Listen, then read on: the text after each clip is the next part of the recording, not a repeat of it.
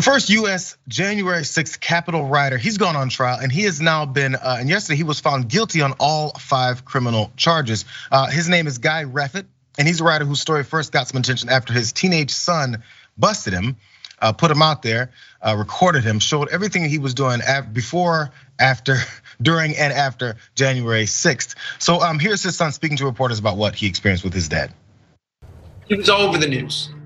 You could see him, his blue coat, his helmet, his GoPro, his bulletproof vest. It was all there. The man in the blue coat is Guy Reffitt, caught on camera taking part in the siege at the Capitol.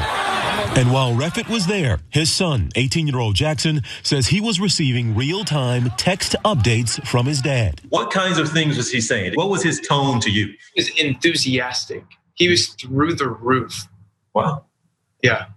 It was pretty surreal to hear him talk, like as if this was something that is gonna save our family.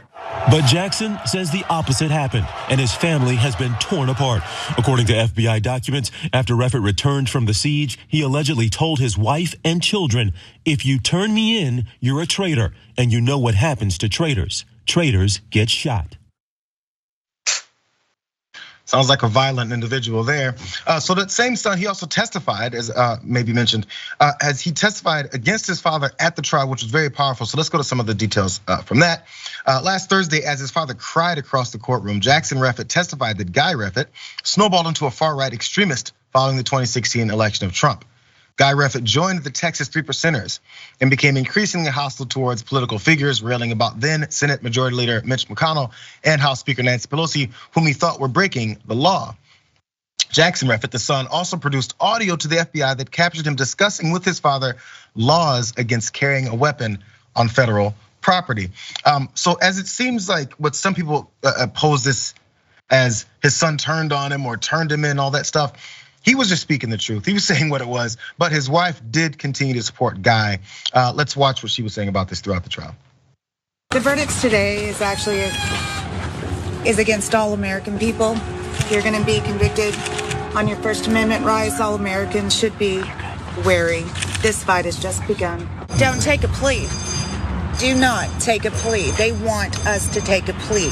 The reason that we have all guilty verdicts is they are making a point out of Guy, and that is to intimidate the other members of the 1-6ers. Ms. Reffitt. And we will all fight together. What's the next step for your family? To continue to fight.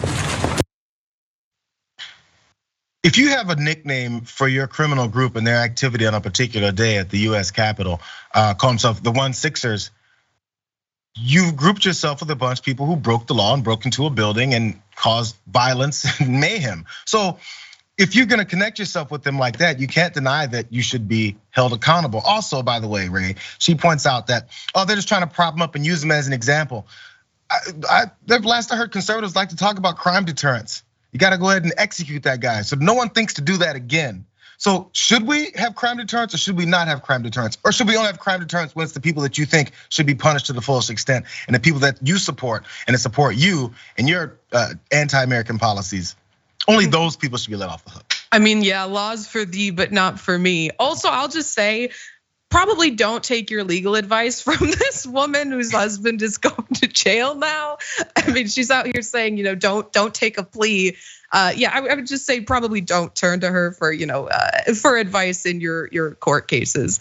But I will say that this man was, found guilty of having a weapon, which I think is sort of important because there's a lot of people who try to downplay the severity of January 6th or sort of like pretend it wasn't, it wasn't as intense a situation as it was, or particularly AOC gets a lot of, blowback for talking about how she had to go to therapy afterwards. She was fearful for her life. And they'll tell you there were no weapons, despite the fact that there's plenty of videos with people carrying weapons. But now we have someone who is actually, convicted of having guns on Capitol property.